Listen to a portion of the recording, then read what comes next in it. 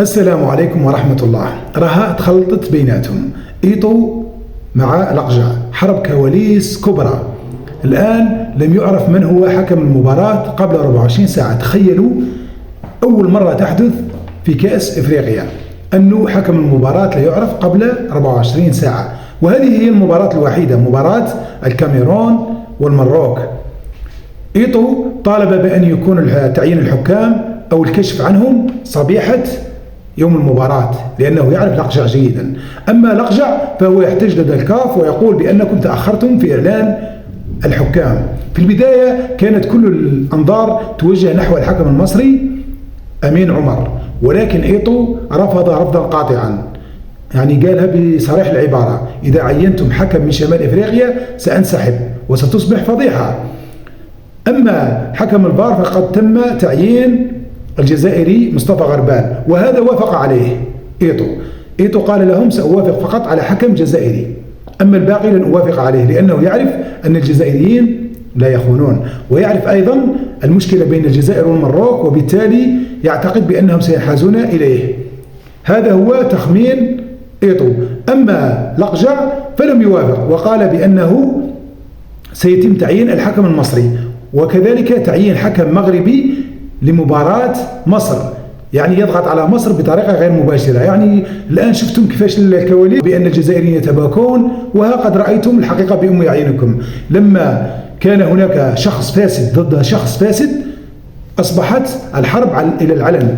مولف يعني لقجع يقضي صوالحه تحت يتم تعيين الحكام ولا أحد يحتج، الكاف في يده. لكن الآن طاح في واحد قبيح باللهجة تاعنا، واحد صامت، قالوا: يا إما تعين حكام نزهاء يا إما سأنسحب. ونستعرض به صراحة. والله إيطو عجبني بهذا الشيء رغم كل تاريخه الأسود مع الجزائر، خصوصا في مباراة الجزائر والكاميرون، ولكن في هذه الحالة عجبني لأنه يضرب على حق بلاده: يا إما تعينوا حكام نزهاء، حكام نرضى بهم جميعا، أو سأنسحب. لأنه الكاف هذا وش يليق لها، الكاف لازم لها القبيح. الإنسان العاقل ما يليقش، الإنسان اللي يخدم تحت الطاولة فقط من ينجح في هذه الكاف الفاسدة للأسف. إذن الآن لم يتم تعيين الحكم، وسنرى ماذا سيحدث بينهما. هذه المباراة التي المراكة يتخوفون منها كثيرا. لماذا؟ لأن الكاميرون تعتبر الشبح الأسود للمروك، كانت قد أقصتهم في سنة 1988 لما نظموا البطولة الوحيدة. أيضا الكاميرون كانت آخر هزيمة للمروك في ملعبها سنة 2009، هزمت من الكاميرون. أيضا الكاميرون لديها تاريخ جيد مع البلد المنظم في أي بطولة، خصوصا في بطولة كأس إفريقيا دائما تفوز عليه. تخيلوا 7 مرات تقصي البلد المنظم. ونضيف إليها كذلك مستوى المروك في هذه البطولة الذي مستوى سيء جدا، يعني لما تربح بتنزانيا في الوقت الإضافي وبمستوى رديء، والإعلام أو الشعب المغربي غير راضي على الرقراقي. لهذا كل الأمور أصبحت تخوف، ويحسون بأن إقصاءهم على يد الكاميرون، خصوصا أن إيطو ما تحشيهالوش في الكواليس. إيطو ما هوش نية، إيطو قبيح، يعني إذا تم التلاعب فسيفضحهم، وهذا ما أعجبني في إيطو، يضرب على حقه. تخيلوا أن مباراة الجزائر أيضا يريدون أن يفسدوا فيها، لأنهم بصريح العبارة يريدون حكم يربح وحكم يخسر. الحكم الذي سيحكم مباراة المروك يريدونه أن يساند المروك، والحكم الذي في مباراة الجزائر أن يخسر الجزائر. الحكم الصومالي عمر عبد القادر أرتان يعني يقولون بأنه حكم نزيه، وبالتالي هناك أخبار بأنه سيتم إلغاؤه أو سيتم إعفاؤه من مباراة الجزائر. تخيلوا ما هي الحجة، أنه الحذاء تاعه فيه علامة سبونسور لا توافق عليها الكاف. هذا هو السبب، يريدون إبعاده عن مباراة الجزائر لأنهم يريدون حكم على مقاسهم. كذلك نضيف لها أن الحكم مصطفى غربال يريدون إبعاده عن الفار في مباراة المروك، وذلك بتعيينه في مباراة السنغال ومالي. والله حرب كواليس لم تبقى لا طعم ولا بن لهذه الكأس الإفريقية، يريدون أن يأخذوها مهما كلف الأمر. ولحسن الحظ أنهم وقعوا مع إيطو، لأنه حتى لو جنوب أفريقيا تأهلت فإن موتسيبي في يد لقجع، موتسيبي يتحكم في لقجع، لن يقول كلمة، ستقصى بلاده أمام عينيه وسيرى الكواليس التي تدار ضد بلده ولن يتكلم.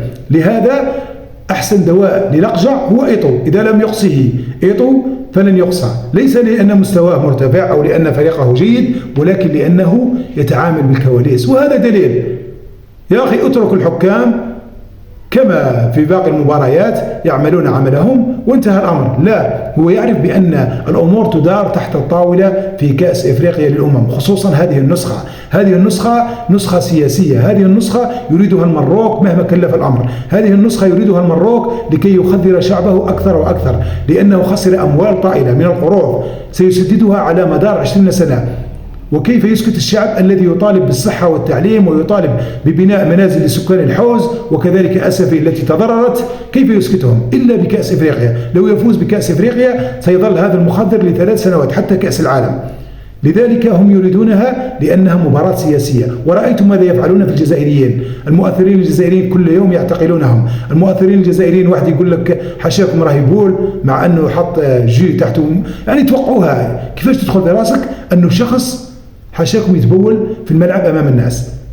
هو عمل مسحة، قال أني راني خايف راني نرتجف، وبعدها كان شوية جي تحته قال لهم شوف راني بولت على روحي. تخيلوا هذا السذاجة وهذا الأمر وصل إلى هذا الحد. اليوم تم اعتقاله من الأمن المغربي هذا المؤثر، ولكن تدخلت الاتحادية الجزائرية والسلطات الجزائرية وتم إطلاق سراحه. أيضا هناك أمر آخر لا ننساه، التذاكر. تذاكر مباراة الجزائر مثل الدور الأول ومثل مباراة الكونغو الديمقراطية لا توجد. انظروا معي، جميع المباريات موجودة تذاكرها إلا الجزائر. تم اليوم الضغط من الاتحادية الجزائرية ومن الوزير صادي لحل هذه المشكلة، وبالفعل أكاف فتحت المنصة من جديد لمباراة الجزائر. لماذا هذا التعاون مع الجزائر؟ لو تكلمنا على ملعب الرباط أو مولاهم الحسن فهو صغير، ربما تقول التذاكر غير موجودة، لكن ملعب مراكش كبير فيه كثير من التذاكر، لكن يقولون بأنها انتهت. والآن هناك ضغط رهيب على السيت من أجل أخذ التذاكر. إن شاء الله رغم كل هذه التضييقات ورغم كل هذه الكواليس وهذا يعني الأساليب القذرة، إن شاء الله المنتخب الوطني سيأخذ هذه الكأس، لأن الجزائر لا تأخذ شيء بالساهل، دائما كل بطولاتها تكون بصعوبة بالغة. إذن كما قلنا الحرب ما زالت متواصلة، وسنتعرف غدا من سيفوز بحرب الكواليس. مباراة الغد بين الكاميرون والمروك ليست مباراة كرة قدم، هي مباراة الكواليس. من لديه أكثر في الكواليس ومن لديه يعني من يدفع أكثر تحت الطاولة ومن يتعامل تحت الطاولة هو من سيفوز بهذه المباراة. إذن نتمنى أن لا يتم تغيير الحكم مباراة الجزائر، لأننا نسمع أنه نزيه ولا أننا لا نأمنهم. ربما يكون حكم نزيه ويغيرون حتى عقليته، لأن هؤلاء الأشخاص يعتبرون كرة القدم سياسة، ويعتبرون الفوز بهذه البطولة إنجاز سياسي وليس إنجاز كروي. رأيتم كيف يتعاملون مع الجميع، حتى يعني أبسط القضايا رأيتم يطالبون بعقوبة بونجاح لأنه يسبهم، والله لا ندري. كذلك يطالبون بعقوبة عمورة لأنه تنمر على الشخص الذي كان يجسد شخصية باتريس لومامبو. كذلك رغم أن الكونغوليين رأيناهم في قنواتهم يضحكون ويعتبرونها نكتة أو فكاهة، ولكن هؤلاء زعفوا أكثر من الكونغوليين. تخيلوا هذا الشيء. المهم نتمنى التوفيق للمنتخب الوطني الجزائري في مباراته أمام نيجيريا. هم يتضاربوا بيناتهم والفائز منهم سيأتي للجزائر. نتمنى أن يكون إيطو، لأن لدينا معه حساب، ولكن حساب الجزائر سيكون فقط في الميدان، سيكون بإرادة الرجال، ليس تحت الطاولة وبالكواليس. لا نريد بطولات بالرشوة وبالكواليس، نريد بطولة حلال. إن شاء الله المنتخب الجزائري سيوفق في هذا الأمر. نتمنى منكم إخواني فضلا وليس أمرا دعمنا عن طريق الاشتراك وكذلك الضغط على زر الإعجاب. والسلام عليكم ورحمة الله تعالى وبركاته.